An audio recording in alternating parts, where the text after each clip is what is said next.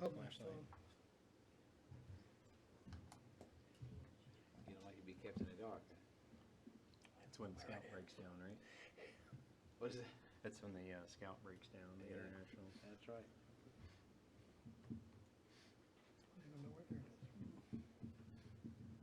Doesn't sound. Yeah, I think we're right there.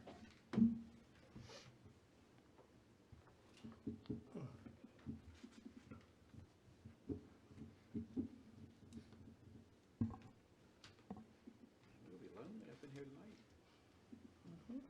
You all feel free to move forward if you'd like. All right. Good evening.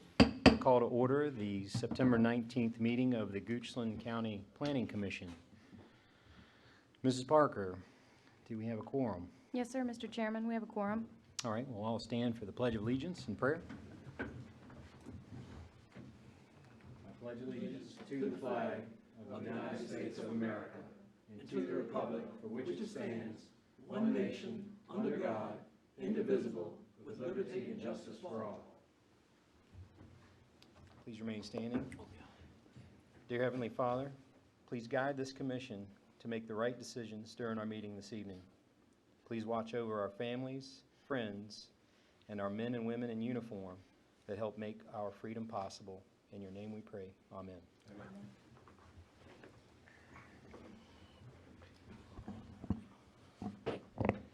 All right, we will open up the citizen comment period. This is regarding anything not on the agenda this evening. Please come forward. Seeing no one wishes to speak in the citizen comment period, we will close it. Mrs. Parker. We have no requests to defer, additions, deletions, or changes to the order of the public hearing. Thank you. Our first public hearing item tonight is countywide ordinance amendment to repeal Appendix A, zoning of the Goochland County Code in its entirety and adopt a rewritten zoning ordinance as Chapter 15. Thank you, Ms. Parker. Good evening, Mr. Chairman, members of the commission. Joanne Hunter, Director of Community Development. Very excited tonight to present to you the zoning rewrite public hearing for the Planning Commission. And Ashley, I'm not live here. Let's see. Okay, this is working. You have seen this multiple times over the past 2 years. We always start with this same slide of what is our purpose so that we remember as we were going through it, and it was to modernize, simplify, and clarify. Why did we decide to do a zoning rewrite? The first zoning ordinance was adopted in Goochland in 1969. We are approaching its 50th anniversary. During those 50 years, we've had multiple amendments to the code throughout the years, which had some sections, caused some sections to not be in correct order, made sections hard to find. We had a lot of things put in the supplemental section. The code was very burdensome and hard to use. We also saw over the last few years that we were having a number of ordinance amendments increasing, and that gave us an indication that there were, uses, new things, new uses, new ways of developing that weren't being addressed in our code, and we wanted to add those through this process. And we also wanted to align our zoning ordinance with our comprehensive plan and other county documents. So the goals of the rewrite is to correct the inconsistencies and redundancies to create a more usable document. Where appropriate, to use charts, diagrams, and graphics for better clarity, ensure compliance with state and federal law, codify existing procedures, reformat and renumber the entire chapter, and general wordsmithing throughout the entire code to provide further clarification and less duplication. So I'm going to go through each section. There's 31 sections of the ordinance. I'm going to try to high level hit the changes from each section. So it is lengthy, it is dry, I apologize, but it is an important, the changes are important, and it is important to let the public know what the changes are. So the first section is the general provision section. This section just sets out what zoning districts are located in the county, how zoning districts are measured, such as, does it go to the center of line, that sort of thing. Talks about properties if they're added to the county, what zoning do they come in, and that sort of thing. In this section, we really just did clarification and cleanup. However, we did talk about what the purpose of the zoning ordinance is, and there's a number of purposes already in the code, but we did add that the purpose was also to protect historic areas, to implement the comprehensive plan, reduce street congestion, facilitating adequate public facilities, and protecting water. The next chapter is the administration and enforcement chapter, section. This had a lot of information that was spread throughout the code, and we simplified and pulled it all together into this one chapter. Through this process, we also codified our pre-application process. That is a process that has served us well for rezonings and CUPs. However, we never had that. It was always a policy. Everybody followed it, but we really felt like it was important to be codified, and so that everybody is aware way before they come to the county that it is an important process to the county. There was a large section in there about building permits. We were able to reduce a lot of that information and just say that building permits had to be in accordance with the Uniform Statewide Building Code. We clarified when zoning compliance letters were required. We did include accessory structures that do not require a building permit, and farm structures that don't need a building permit do need get a zoning compliance letter so that we can verify setbacks. And we also removed the requirement for written complaints. Currently, we operate on a complaint basis for zoning enforcement, and the code did go on to say that we would only enforce if it was a written complaint. Now we get so many emails and calls and things like that, so those would also be complaints that would be registered and inspected. I'm going to roll into the zoning districts now. So to all the districts, we did delete 2 zoning districts. Both of these zoning districts have been on the books for quite some time. They have not been utilized. As we reviewed the districts, we really did not see any incentive to anybody to actually apply for these districts. One was the Forestal Conservation District. It was very similar to the agricultural districts. And we also deleted the Planned Office Park District. Both in our office and industrial districts, you can do office and office developments, office parks, so there was really no need to have that additional district. Also, to all zoning districts, we revised and shortened all the statement of intents.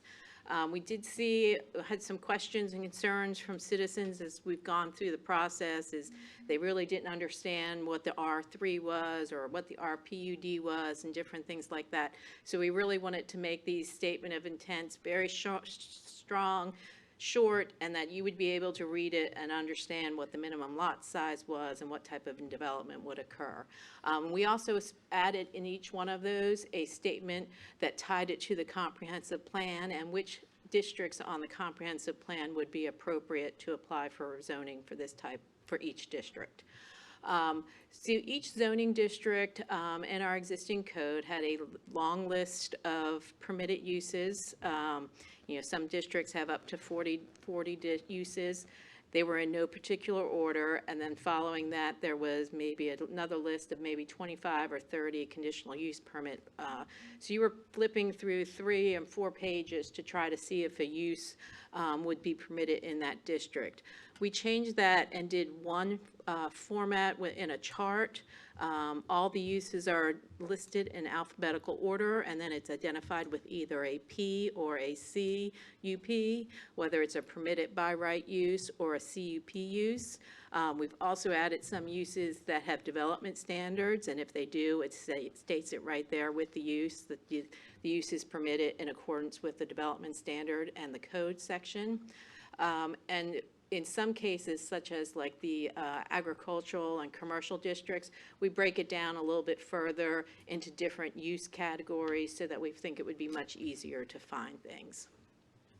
In addition, the bulk regulations were also several pages long for each zoning district.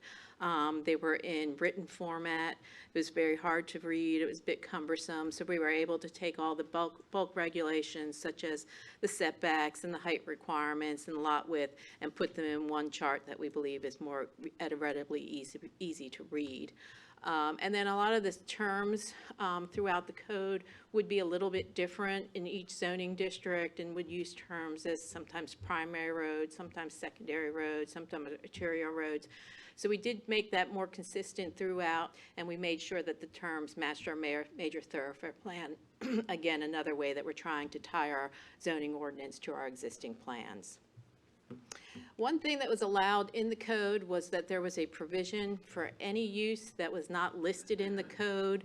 Somebody could request a CUP for that use. For example, if you lived even in the agricultural area, if you went through all the agricultural uses and say you wanted to do an apartment building, if it wasn't listed there as a use, you could ask for a CUP. We did not have anybody ever take advantage of this provision because staff was always discouraging it. We would prefer, if we want to add a use to a district, that we request them to do an ordinance amendment that would allow staff time to benchmark that use to other localities and determine what its impacts were for that district. So we are recommending that that provision be deleted. So now I'll move into changes to all the residential districts. We've removed language that lot width is exclusive of lakes and rivers because it didn't make a lot of sense. Before, the height just stayed at 1 story. 1 story is very vague. That could be 30 feet tall and still be 1 story. So we did change that to 15 feet, which is a typical story in a residential area. And then in all the statement of intents, we removed terms that aren't defined or that people may define differently. So a lot of the districts said things like low-density residential, high-density residential, and all of those have different meanings to every person. So we removed any of that language, and we didn't change it into minimum lot sizes in each statement of intent. For the residential districts, we also added the following state code uses as by right uses. We are required to have these uses in all our residential districts. If somebody came in, we would have allowed them, but we never had them listed specifically in our code. That is a family day home, which allows childcare for 4 or less. Assisted living and group home, which is 8 or less, and temporary family health care structures. The following uses were changed to uses with development standards in the residential districts, which provided some standards for these types of uses. Commercial vehicle parking, which does require some screening.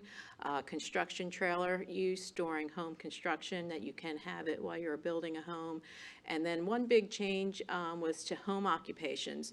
Our code was very inconsistent through our residential districts on how home occupations were permitted. In fact, some residential districts specifically prohibited home occupations. Home occupations is now very commonplace. Many people are choosing to telework and work from home, and we do want our citizens to have that option.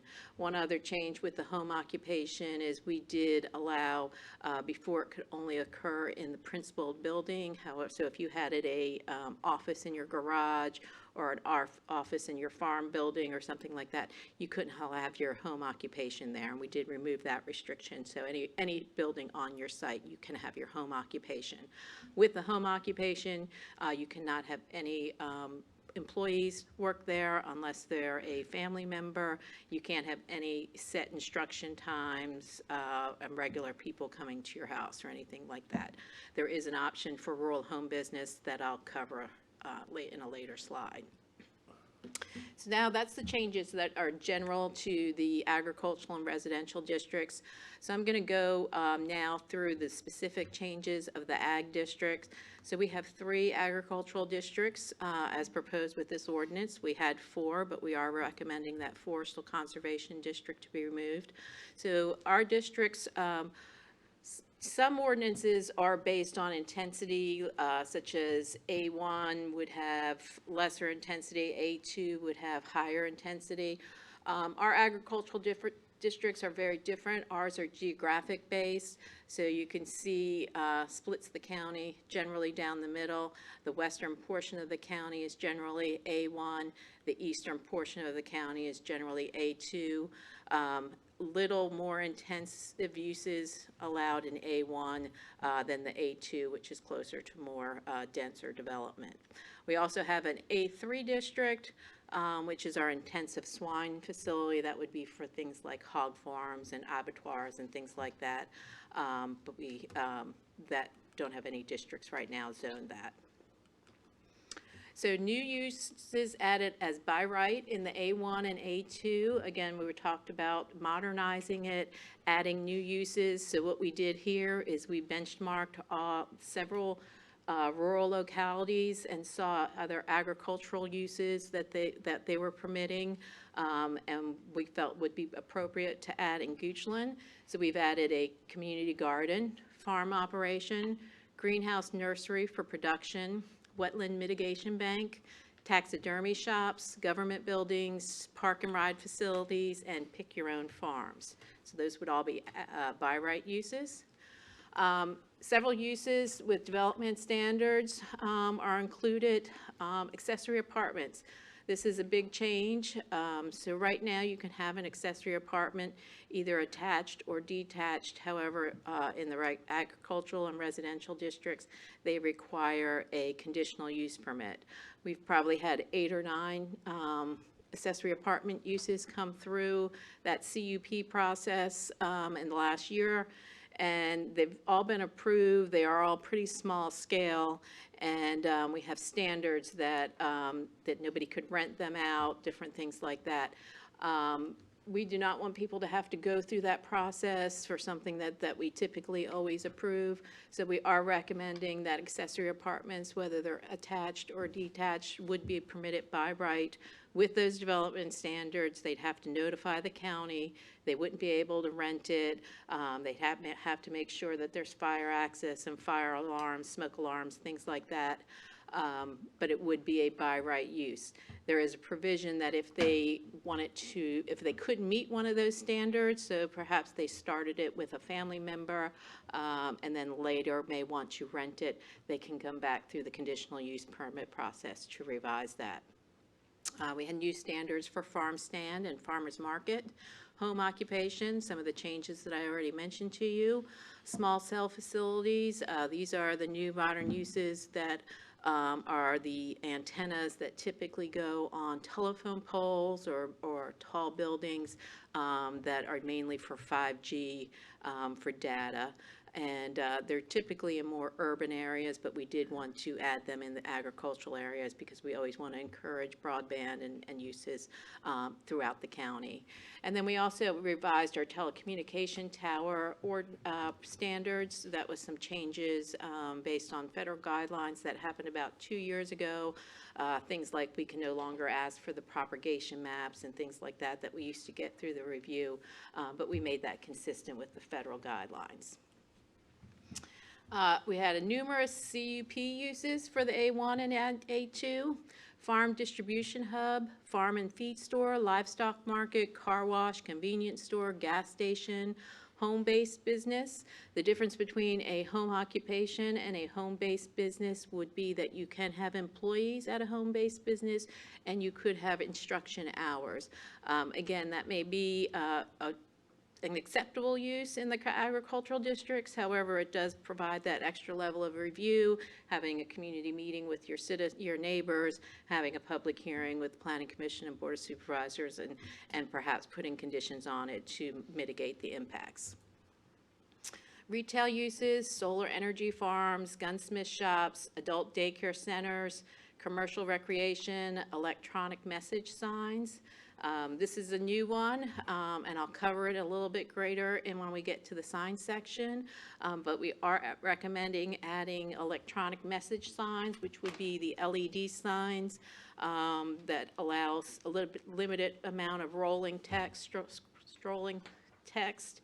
And we are recommending them as a CUP use in our agricultural districts, our commercial districts, and our industrial districts. And some people may wonder why we would add this to our agricultural districts. We have had several churches, fire stations, and schools that are zoned agricultural that have expressed a desire to have this type of use. Overnight respite care was added as a CUP use, and I really liked home-based business because I put it there twice. We did some name changes, again, just to provide further clarification. So the code references single wide and double wide. That's not the correct term for them anymore. They are now dwellings, manufactured homes. So we updated that.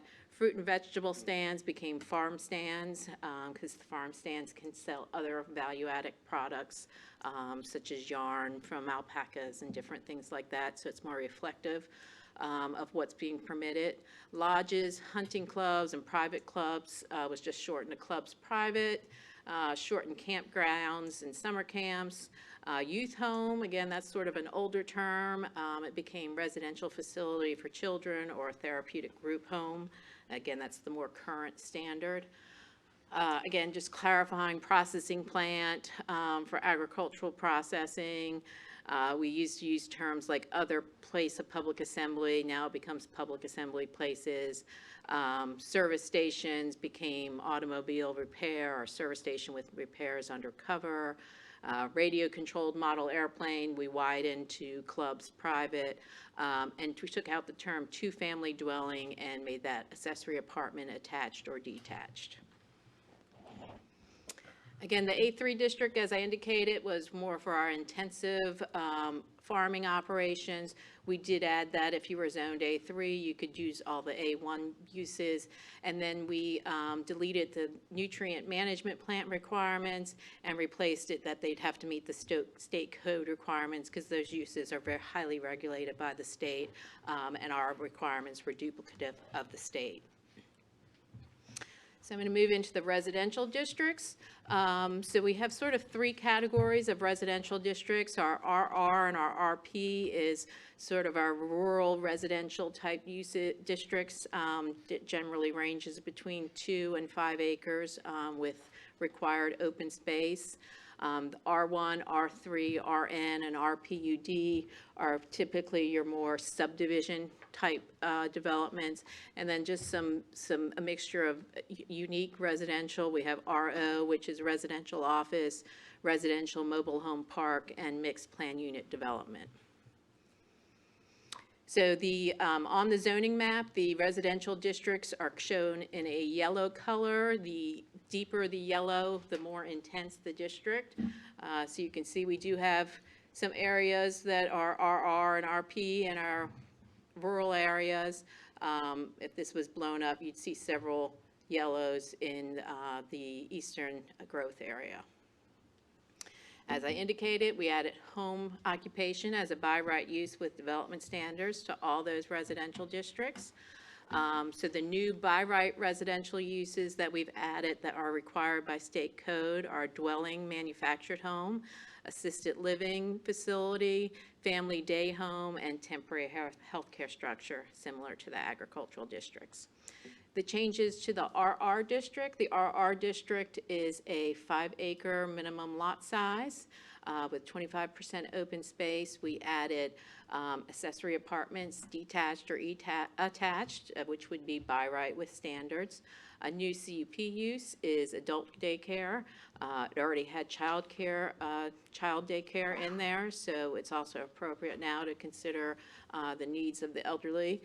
And then revisions, deletions, is we moved residential chicken keeping to a use with standards. There was already standards in the code. It just referenced those. We deleted shared access information that didn't really make sense. And there was some vague language in there under the open space that the Director of Community Development could waive requirements for the open space. And we just added a clarification that we could waive the type of open space, but not the amount, because, you know, the code is pretty specific of what the amount of open space that's required. The RP district, we did the same uses as in RR, and the RP district is 2-acre lots with 50% open space, and one of the requirements was something regarding telephone booths, so we've removed that. The R1 district, so we're moving into more of the subdivision type residential development. In this section, there was a specific prohibition on home occupation, so we removed that. We moved the animal section to the development standards. Again, it should be easier to find, and that lists, when you can have horses and ponies and different animals types like that. Move the residential chicken cooping to the other section. Again, so we're not repeating things, we're referencing a specific code section, and then you go to that code section. We deleted sections that talked about mobile homes and trailers during construction. Again, we've added that to the development standards that applies to all residential districts. And we deleted nursery schools and private kindergartens because they already referenced schools, and we felt that was repetitive. One fairly substantive change that we are recommending for the R1 district. So with the R1 district, you can develop with or without public utilities, and your lot sizes change based on whether you have utilities or not. So if a lot has both well and septic, it has to have 1.5 acres and a 200-foot lot width. But as the sizes change, the lot width didn't change, and they sort of go hand in hand. So we are recommending for lots served by at least one public utility, but not both, the lot size would be 1 acre, and the lot width would be 150 feet. And then you see if there's utilities, it's 24,000 square foot lot and 100-foot lot width. So it just kind of progressively increases, just like the lot size. The R3 district, the statement of intent recommends multifamily uses be located in village areas with public utilities. I think it surprised some people that our R3 district is actually more intense than our RPUD district. By right, in the R3 district, you are allowed duplexes and triplexes. We did have a development occur under that. That's down at Creekmore. Creekmore and Patterson, they developed a triplex development down there. So we did the same uses changes as we did in the R1, and we did change that after the date of the adoption of the ordinance, duplexes and triplexes would no longer be a by right use. They would be moved to a CUP use. I want to point out, this is very important, that as we did all the changes, we made a very strong point to not make anybody non-conforming. We did not tighten any of the standards. We actually loosened standards. So we don't believe anybody would be deemed non-conforming or not be able to do something that they could previously do on their property with this change, which is why we made that change effective after the date of the adoption of the ordinance. So if someone had R3 now, they could still do those uses by right. The RN district, those lots are 15,000 square feet and do need public utilities. Each one of the residential districts had a provision that there would be no open space requirements for 6 lots or fewer. This district somehow got missed when that ordinance was made, so it added it to that district. The RO district is our residential office district. That allows a mixture of uses of both residential and office type uses. We recommend changing the maximum building lot coverage from 20% to an impervious coverage of 50%. It gets you to about the same development of the site. However, it's an easier, less changeable standard. We deleted the lighting section, which is actually was not in line with our adopted lighting ordinance, and then there were some weird sections about having ground cover and things like that, so we deleted that. And then under the section for professional offices, there's a section in there that walls and fences are required, but it wasn't clear when they were required. So we did clarify that they are only necessary when adjacent to residential uses. And please feel free to step in and ask me questions anytime, or if I'm going too fast or too slow, let me know. The RPUD district, we made the same use changes as R1. We deleted submittal requirements that were repetitive. The way the RPUD was set up right now, we had, there was 2 units per acre was permitted by right, and then through a series of environmental incentives, the applicant could get up to 2.5 units per acre. These environmental incentives were things like orientation to the sun and wind, excellence in design, very unquantifiable things. So most people were, stretching it, and it was kind of a ridiculous process. We just took the environmental incentives out and made the base density 2.5. We did decrease the open space requirements from 30 to 25% and made a change that they cannot include the perimeter buffer in that standard. So the RPUD requires a 35-foot buffer around the property lines of anything that's not zoned RPUD. And often, if you have a long property boundary, the applicant could get pretty close to that 30% open space. They really serve as additional backyard space or side yard space. We really want this district to have usable open space, so that's why we made that change. We did add a sidewalk requirement on one side of the street, except for short cul-de-sac roads. These are our most dense developments, and sidewalks are, an important element and an important amenity that we want to have in these districts. We deleted the floor area ratio requirements, and we deleted, there's a provision in there that said that the residential density was not to exceed 6 units per acre. But there's really no standard on how to measure that, so you could draw some crazy little shape and still meet that. So we didn't feel like that was very effective. For our residential mobile home parks, which we have several of in the county, we shortened and clarified the statement of intent. We changed again the name from mobile home to manufactured home.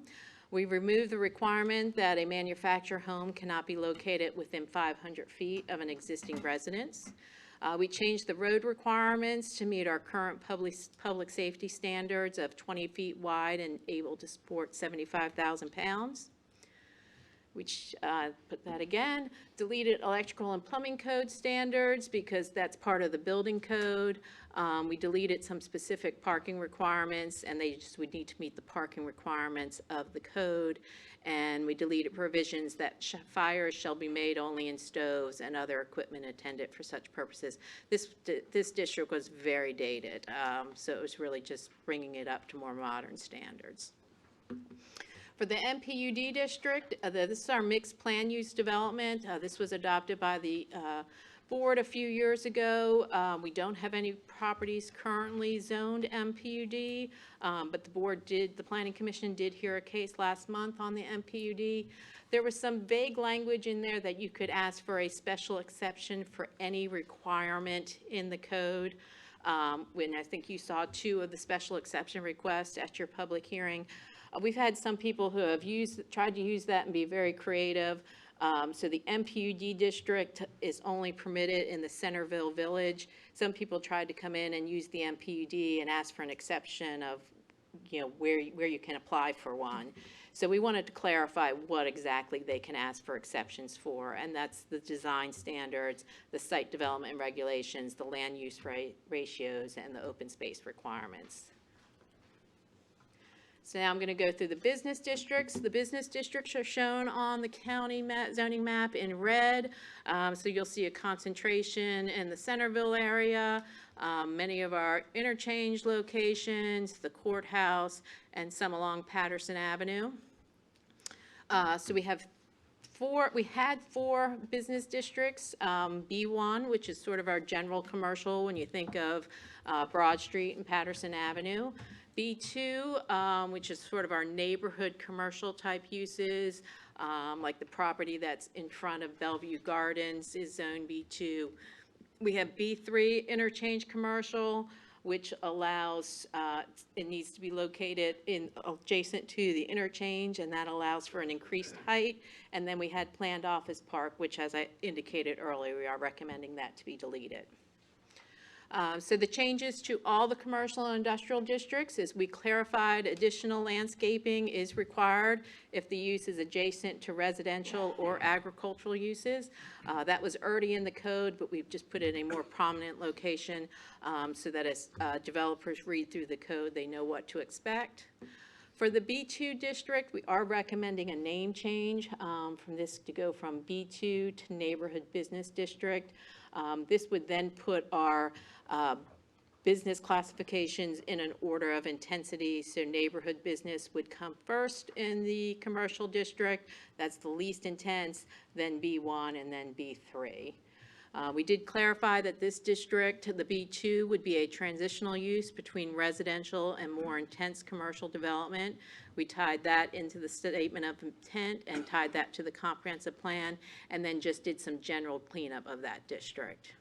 In the B1 district, we updated the statement of intent, again, tied it to the comp plan, and we divided the uses into the following categories: general, commercial, and office, food, beverage uses, recreation and entertainment, public institutional, light industrial uses, and utilities. Again, trying to make it as easy as possible for people to use the code.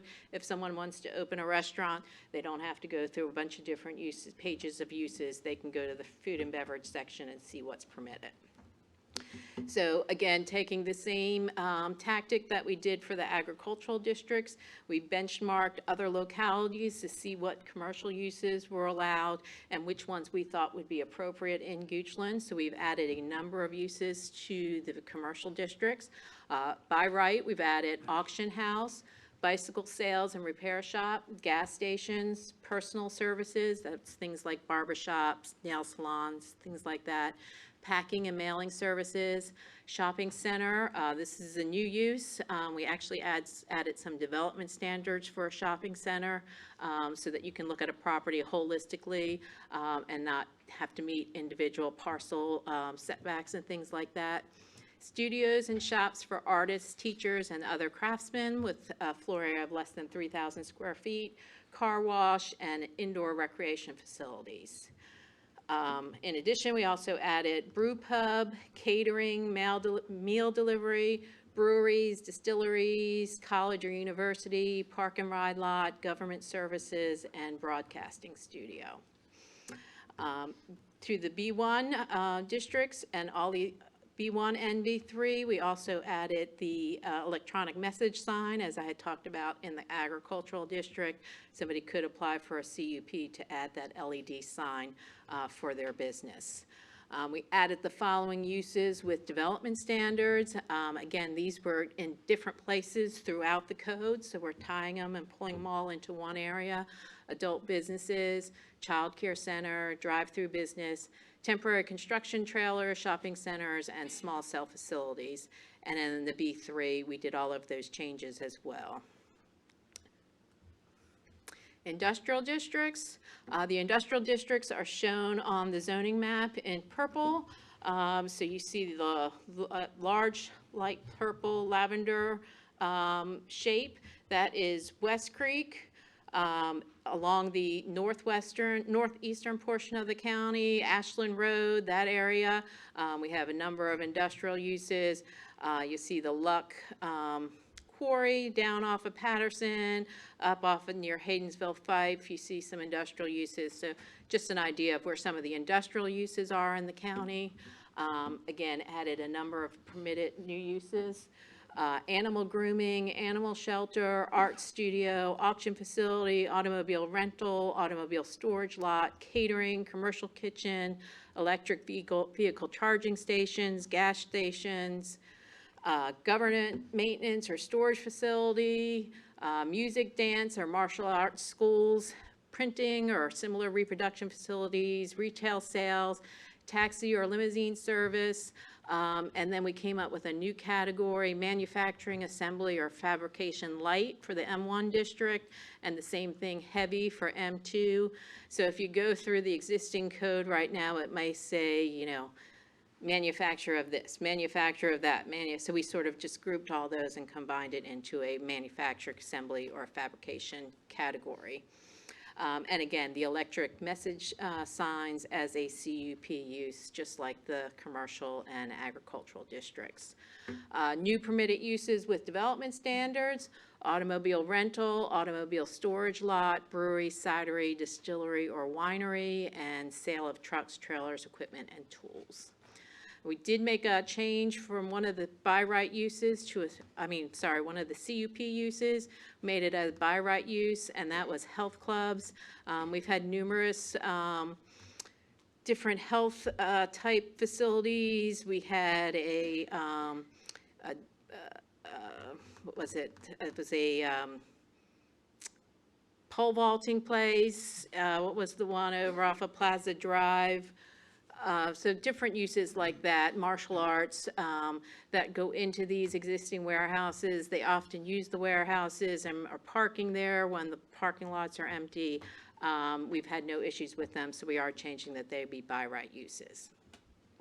So the use standards, I think I've hit most of these as we've gone through thing. So I'm just going to slowly go through these so you can read them to yourself, the different use standards that are in there.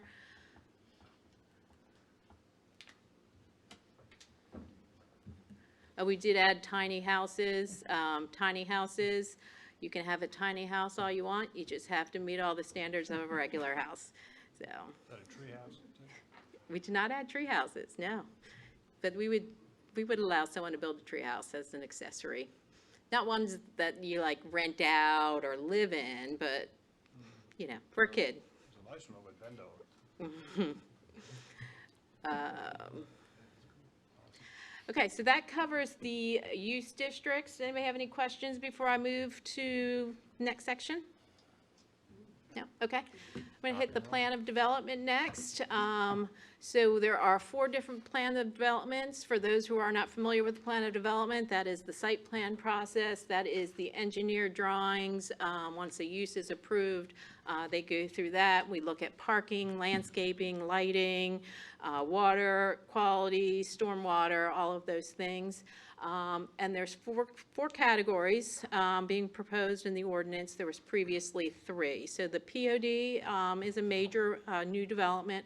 Minor POD is a new process, and we already had a rural POD, and we just made some clarifications to when an administrative waiver would be allowed.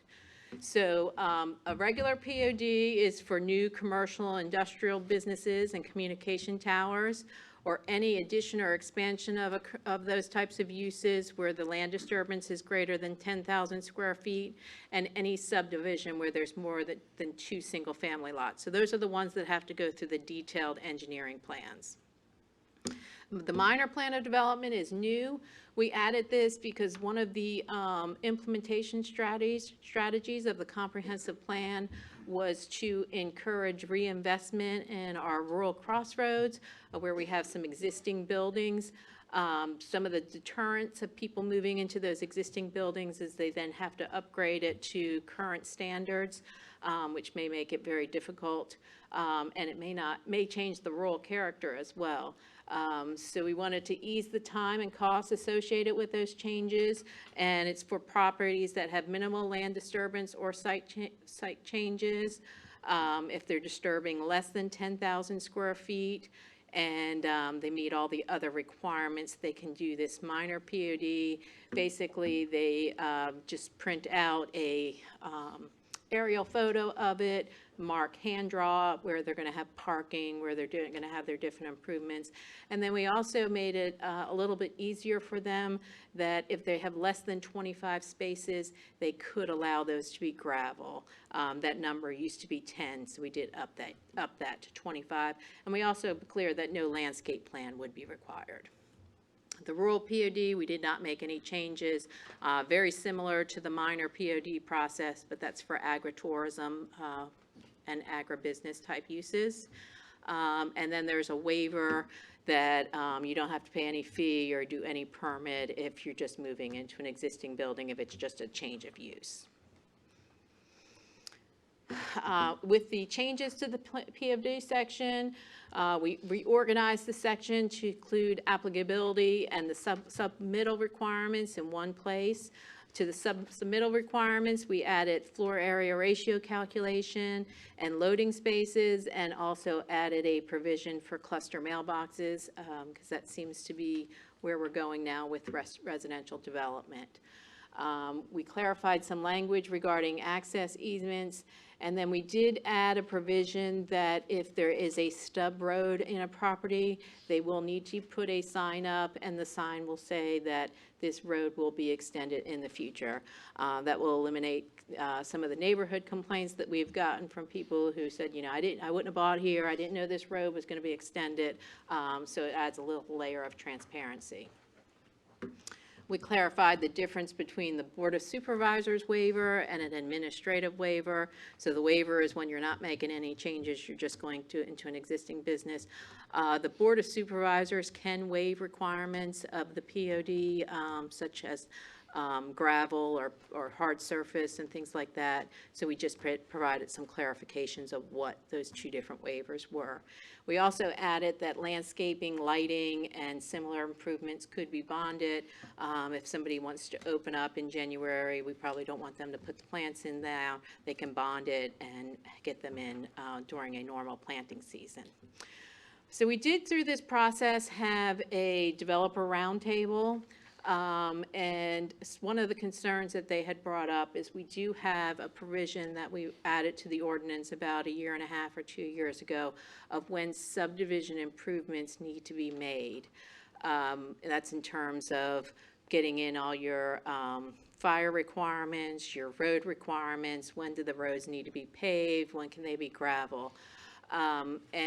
So they did raise some concerns that sometimes the paving plants close down October or November. They don't open back up to April, and that can shut them down for months. So we did add an exception provision that we do allow no more than, they could get a relief from that for no more than 10% of the number of lots. Another concern was with the way that the code was written. They had to have their base pavement of gravel prior to the first building permit being issued. There was a concern that as construction vehicles come through, as they put in the utilities, that often gets torn up. The reason why it was in there is because we didn't want people occupying homes before there was some base pavement down. So we are recommending a change this evening that would need to be part of your motion if you were to consider this, that the change would be that they would have to make that first pavement down at the time of CO and not building permit. That still addresses our life safety concerns, and that the residents would have some pavement. And then we're also recommending that we change that the distance from the existing edging pavement to where it has to be, can go gravel, is 50 to 25 feet. And this is, again, just during the early construction process. Parking, we did make numerous changes to the parking section. This was a section of the code that we made lots of interpretations. We probably only have had about 35 uses in our parking section. We did go through the entire code, had a list of all the uses. We benchmarked all of those uses against all of our similar localities, and we provided a parking calculation for each use now, and we generally chose the lowest parking standard from the benchmark list. So again, you can see all the different uses that now have parking. On the left-hand side of the screen are the ag uses, all the residential uses for parking, commercial and office uses. Again, continue of that. Food and drink uses, recreation uses, and public and institutional uses. So now, whatever you're developing, instead of us saying it's sort of like this use, so we'll use this standard, there's going to be a specific standard. So it cuts down some of the confusion and back and forth between staff and the developer. And these are the industrial uses. The next section was sort of a surprise. We didn't plan on doing this with the zoning rewrite, but the more we got into it, we realized it is really a significant development standard that we use early on in the process, often through the zoning process, our access management. So the way the code is set up, all the use districts are grouped together, and then all the development standards are grouped together. So signs, landscaping, plan of development. It seemed a natural fit that the access management section be included here. It had previously been in the subdivision. So the changes to this section is that we changed to the planning department. It used to say planning department or county engineer. We changed that to POD administrator, which is more reflective of our current staffing. We deleted duplicative definitions and flag lot standards that once you moved it from the subdivision ordinance into the zoning ordinance, we already had standards for those. We deleted ineffective graphics and those that were already in the major thoroughfare plan. And the way the access management works is that each road is assigned an access category. You then go to that access category chart, and it lists the standards for driveway spacing, crossover spacing, signal spacing, and turn lanes. So this will be very helpful during the zoning process and as we move through the whole process. And we also added a turn lane policy, which I reviewed with you in depth in the last meeting. The landscaping, we did not have a landscape section or portion of our code. We had landscape language throughout our code, but you really had to look hard for it. So we wanted to pull it out and make it its own section. So now it's a standalone section. The purpose of having landscaping is to enhance residential and commercial real estate values, mitigate noise, glare, wind, heat, and stormwater runoff, provide shade and buffer between residential, commercial, and industrial uses. So you have to do a landscape plan for any development that's 10,000 square feet or more of disturbance. That's probably like the third or fourth time I've referenced that 10,000 square feet. That is the cutoff of when an E&S plan is required. That's a state requirement. So that's a lot of why our standards are tied to that 10,000. We used to have our landscaping requirements in square footage requirements, which was confusing, so we've changed it to linear feet, which we believe would be easier to administer. And what the landscaping provisions would be is that as development occurs, they would have to provide a 10-foot landscape strip along the roadway. They would have to have 2 trees per 1,000 linear feet and 1 shrub per 150 square feet. We added perimeter parking lot landscaping with a 6-foot strip around the parking area, which requires 2 trees per linear foot. And we also added interior parking lot landscaping requirements of 10% and no more than, you can't have more than 18 spaces in a row without a parking island that would have a tree. Also a continuous row of evergreen at the time of planning around the parking area. And we deleted requirements that all trees 6-inch caliper or greater had to be maintained. This was very difficult to achieve. However, we are offering credits to a developer for all the trees that they preserve. So this is sort of a graphic that staff had drawn up. The rear portion would be the building. If this would be the parking area, this is the amount of landscaping. If this would be a residential property, this is commercial, that you would have achieved with our existing standards, and the same with our new ones. You get it more all the way around the parking areas. You get some in the parking islands, and a little bit better distributed throughout the site. The lighting chapter, we really made very limited changes. We just reformatted it and cleaned up some of the language. That's only about 3 or 4 years old and was in pretty good shape. The sign ordinance had significant changes to it. As I mentioned to you last time, the Supreme Court made a ruling that made almost every sign ordinance in the country unconstitutional. So we had it on our list for a long time, for about 2 years to get to this. So this knocks a big thing off our list. So now we believe if it's adopted as proposed, we would be back in compliance and not in violation of federal law, which is a good thing. So the major revision to the sign ordinance is that you can no longer address content-based signs. What that means, if you have to read the sign to figure out what type of sign it is, that is a content-based sign, such as a political sign, a directional sign, those type of signs. You can no longer reference those in your ordinance. So we used to say, you could have 4 directional signs, X number of this type of sign. You can't do that anymore. So now you can regulate size, number, height, and things like that, but no content base. So you'll see a number of changes. We've also moved all of the types of signs into chart format, so we think it's easier to read. We had to revise and delete many types of signs, space that were content-based. We added definitions for new signs, feather sign, flashing sign, minor sign, off-premise sign, raised sign, sign face, those types of signs that were added. We also added the electronic message sign and provided a definition for it. We prohibited signs that move, emit smoke, sound, or scent, carried signs, off-premise signs, and signs on public property without permission. And then we also added timeframes for when a sign permit needed to be approved or denied by the county. So the change, I've just mentioned it several times, is to permit electronic message signs as a CUP in the ag, commercial, and industrial districts. We did provide general display and brightness control use standards. However, there is a statement in there that if the applicant cannot meet that standard or would like a waiver from that standard through the CUP process, they can request that.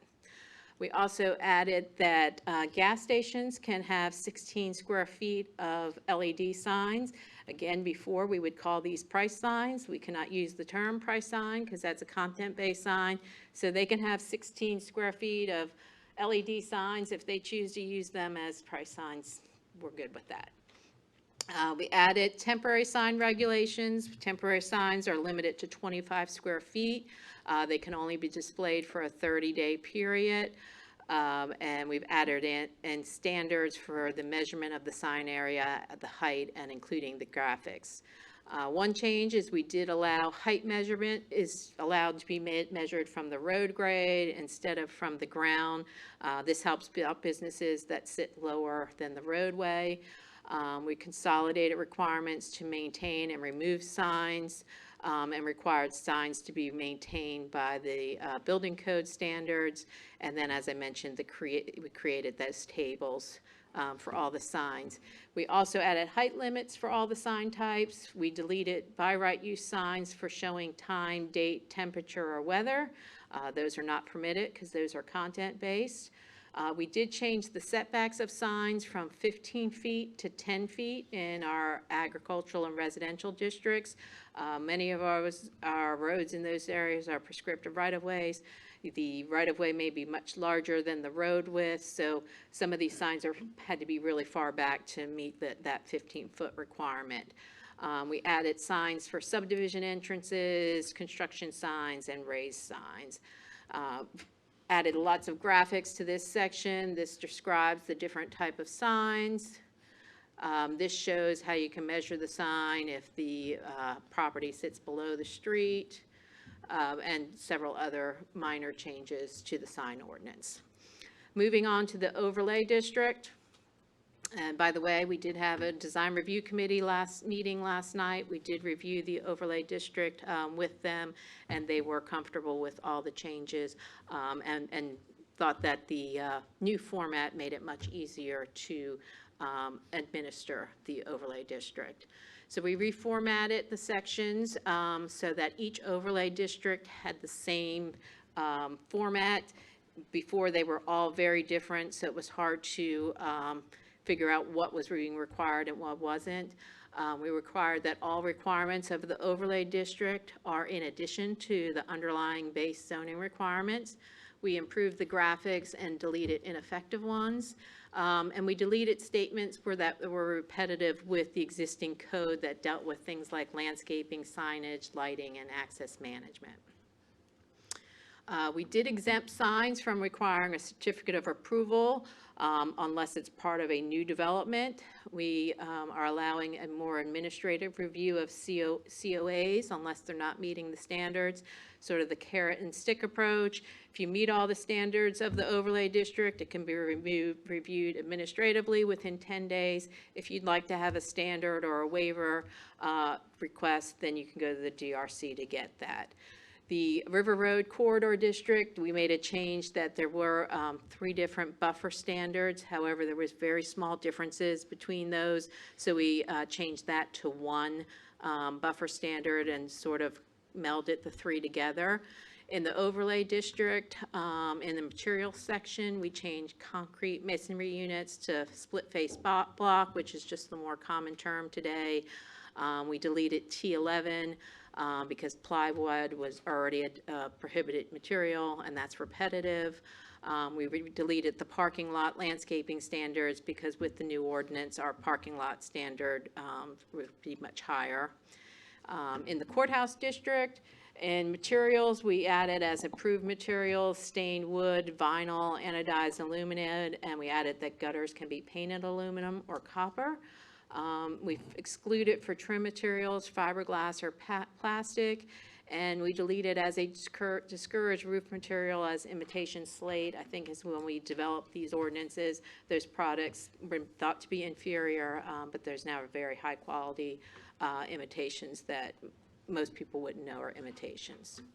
The next section is our floodplain and dam break inundation zones. This was actually as a zoning district before. It's not a zoning district, it's an overlay, so we've moved it to the overlay section. However, it does not need a COA. We did not make a lot of changes to this one. FEMA is in the process of remapping the floodplain for the entire county, and they also are going to be providing us a model ordinance for us to consider to adopt when they're complete that process. So we really just reformatted this, and this is probably something you'll see probably in 6 to 12 months, the new ordinance coming through once we get more information from FEMA. Non-conforming lot structures and uses, and I know you're probably getting really bored, but I'm close, I promise, really close to the end. Added state law requirements to allow repair, rebuilding, or replacements of structures damaged by natural disaster, accidental fire, or other acts of God. That's a state code change. For the Board of Zoning Appeals, we deleted a lot of organizational information that are already in their bylaws. We included a state law requirement that the secretary must notify the court when a member's term is to end. We included application requirements and added time for appeal of a BZA decision. Definitions, we added a definition for every listed use in the code, and we defined many other terms that are used throughout the ordinance, such as like buffers and open space and floodplain and things like that. Rules of measurement, this is a brand new section. We did a lot of graphics, and in this section there is text information and a graphic for each one of these categories, and it covers things like how do we measure our lot width, how do we measure setbacks, how do we measure height. Every locality does it a little bit different. We often have engineers calling before they're coming to the county for their first time, and how you do that. Now that information will be right there, and they would not need to do that. So that is all the changes. So let me just wrap up with a few more slides. The timeline for this project is we have the public hearing before the Planning Commission tonight. There is a scheduled Board of Supervisors work session on 10/7. If they're depending on the amount of public comment and changes based on tonight and the board work session, or if the Planning Commission defers it to another date.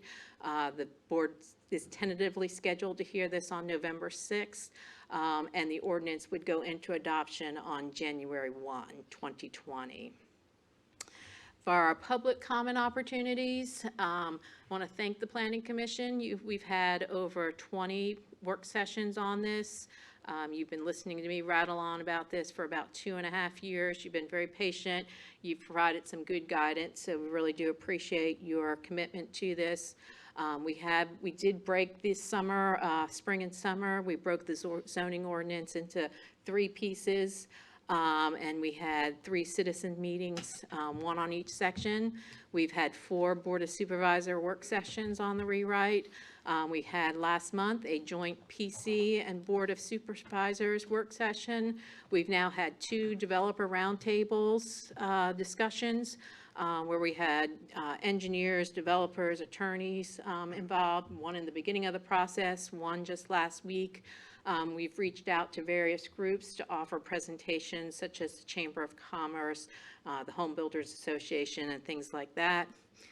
And I finally just want to finish up with, if you indulge me, this has been a huge project. It's a project that has taken a lot of time when we have been very busy with some very intense zoning cases and lots of development.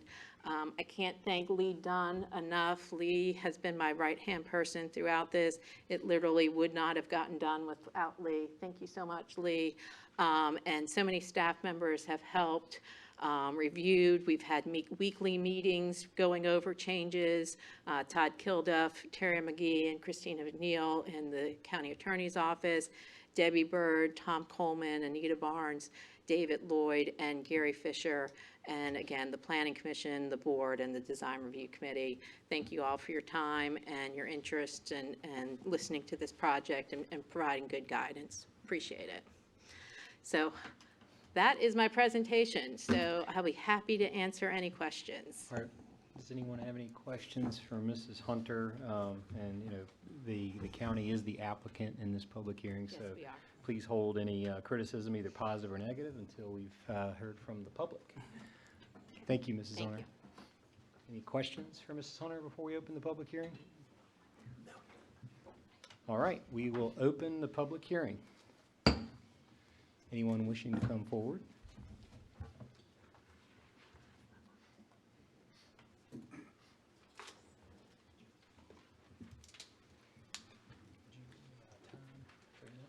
My name is Tony Pelling. I live at 70 Westgate Drive on Randolph Square.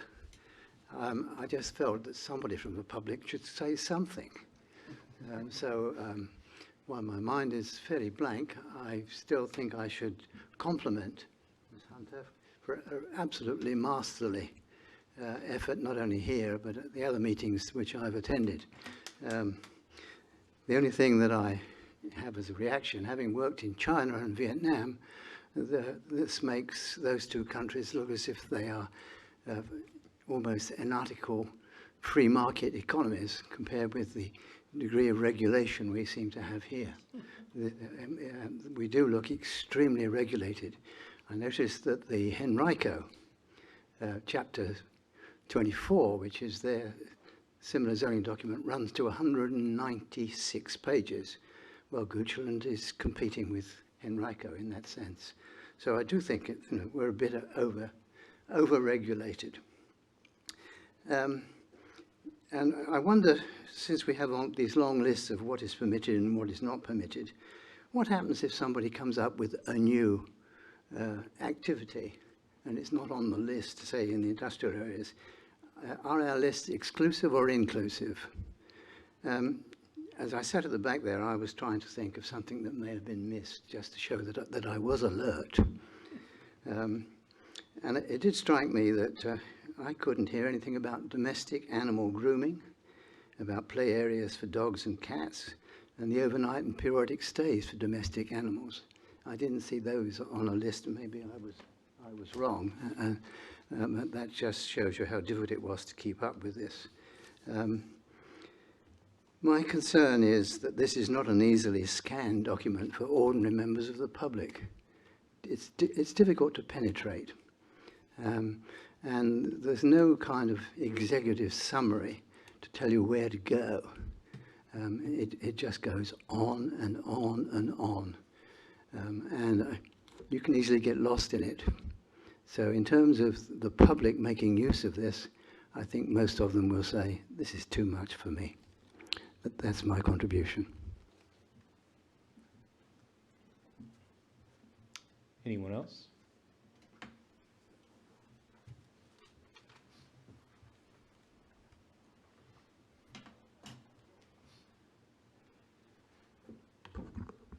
So my name is Zach Zabendon. I'm pastor at Salem Baptist Church. What's your address? What's my what? Your address? 465 Broad Street Road Thank you. there in Mannequin. And I'm very glad to see the new ordinances. About 4 or 5 years ago, we tried to get an electronic message sign before the electronic message signs were prohibited, and we still couldn't get one. And then the sign ordinance changed, and now it's changing back again. So I'm very much in favor of that, and I appreciate almost everything I agree with in what's going to be coming, except one I'd just like to offer, and that is the sign change interval, which is being given right now at 1 minute. So if we had a sign at our church right there on Broad Street, then we'd have a sign and it'd sit there for 1 minute, and then a minute later we could change it to another sign. And my question is, why couldn't it change a little bit sooner?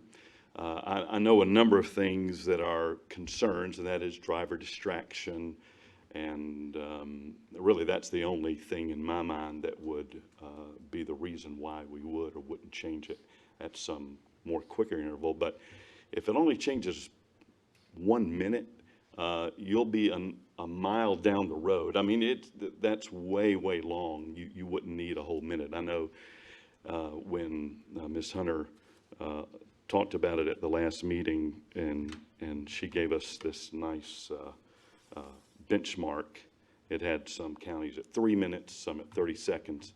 Louisa is at 5. So if you go by Gum Spring Methodist, you might be able to see 2 or 3 messages, by the time you go by. But I would suggest a good bit less than 1 minute, just so I could get a few more messages out there. I would say a little bit more like 10 seconds. And the reason is because if you're going 55 miles an hour, you'll go 810 feet in 10 seconds, that's over 1/10 of a mile. You'll still only see one sign at my church. You'll be past it before it changes, but at least it'll rotate a little bit quicker and get some more signs up. So that would be my suggestion, is that the sign ordinance, that'd be the only change I would ask. There's a lot of positives for signs, so I'm hoping that y'all would be in favor of what Ms. Hunter is proposing, and I'm thinking y'all are, because we're looking at, with our sign, to be able to put out amber alerts, weather alerts, public service announcements, and even emergency announcements when that is done. And so I would just be in favor of that. Thank you.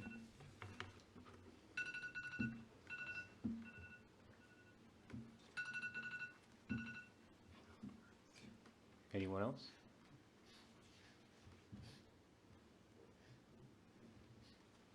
Going once, going twice.